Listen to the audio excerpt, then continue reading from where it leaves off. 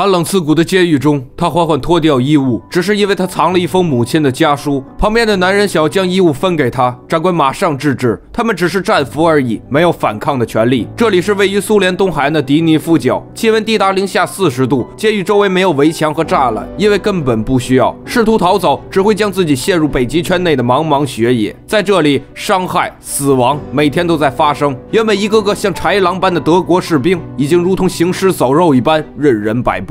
这个男人的眼神却异常坚定，他必须要回家，因为家中有等待自己的妻子、女儿。但这里距离自己的家乡足足有14000公里。他策划过一次逃跑，但很快就被抓了回来。他被关在了下水道中，冰冷刺骨的雨水连日连夜地冲洗着他。不可思议的是，他竟活了下来。Du kommst hier nie raus. Du bist hier dein Grab. Wir alle. 当他回到牢房的时候，同伴们仇恨地看着他，因为他的逃跑断食5天，饥饿使他们举起痛恨的棍棒，狠狠地打在了他的身上。然而，他心中只有一件事：我要逃跑，我要回家。奄奄一息的他见到了医生。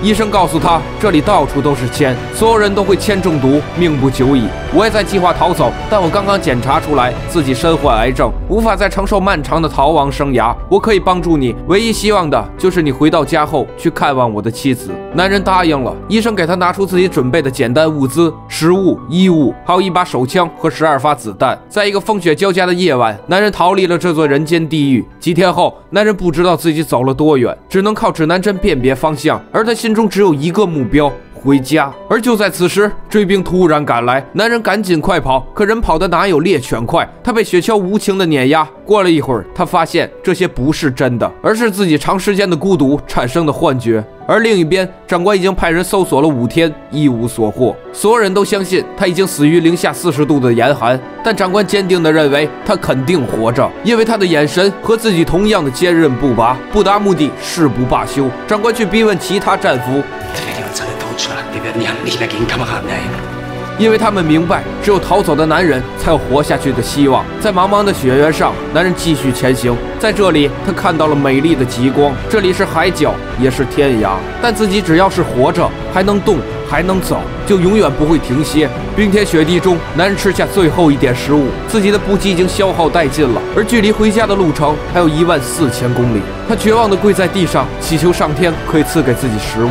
可这里是西伯利亚的无人区，除了白茫茫的雪，什么也不会有。他渐渐体力不支，晕了过去。当他再次醒来时，面前是一只肥嘟嘟的海豹。男人惊喜交加，赶紧掏出手枪，用颤抖的手瞄准了它，可射了2枪都没打中。海豹跑了，自己还不小心踩进了冰窟，冰冷的海水瞬间将脚冻伤。幸好最后一枪打中了海豹。男人将冻僵的脚缓缓伸进海豹的体内。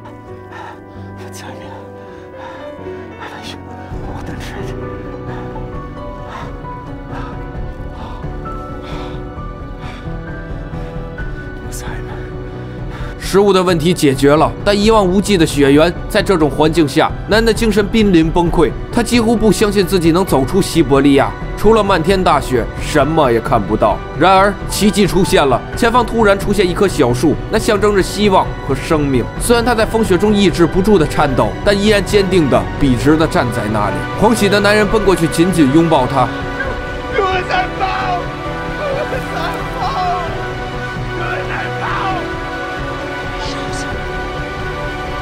刚走出雪原，就遇到了暴风雪，他被一棵树砸晕，2个淘金猎人救了他，3人一起结伴同行。冬去春来，男人距离家乡只差1万公里了。在经过一处湍急的水流时，胖猎人不慎落水，男人没有丝毫犹豫，将他救了上来。瘦猎人却不顾2人安危，背上行囊独自离开，还想要独吞金子，却被赶来的胖猎人发现，一枪击毙了他。2人继续前行，但遭遇过背叛，胖猎人已经不再相信任何人。Aber das Gold reicht nur für einen. Ah! 当他再次醒来时，面前是一群野狼，他赶忙跳到树上，狼群开始撕咬他的腿部，树干也在缓缓折断。千钧一发之际，几声枪响吓跑了狼群。是一群雅库茨克人。部落的居民善良淳朴，为男人治好了伤。他还与族长的孙女互有好感。但好景不长，长官发布的通缉令已经追到了这里。没办法，男人只能继续出发。族长为他准备了物资，还送给他一只哈士奇猎犬。一人一狗走了将近1年，饿坏的狗子闯进了一家伐木场，厂长一眼便认出男人就是被通缉的德国战俘，一边给他吃的，一边又偷偷跑去举报。当晚，男人被长官发现，但狗子救了男人，他直接扑向了长官，为男人争取到了生的希望。可狗子却死在了枪口之下。男人运气不错，跳上了一列火车，再次逃走。1952年8月，男人来到了苏联中亚地区，他衣衫褴褛，形同乞丐。他被一个犹太人注意到了。令人意外的是，他并没有去举报男人，反而带他回到了自己的家。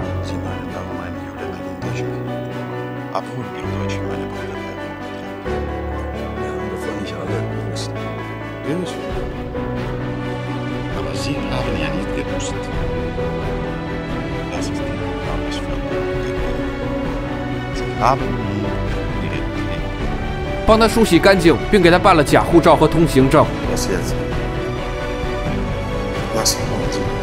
男人来到了苏伊边境，只要走过那道铁门，他就可以永远摆脱抓捕。男人将假通行证缓缓递给边境官员，强装平静，压低声音的回答。2名背着枪的士兵一脸狐疑地盯着他，似乎要随时上来将他扑倒。官员在简单审查后，将通行证递了出来。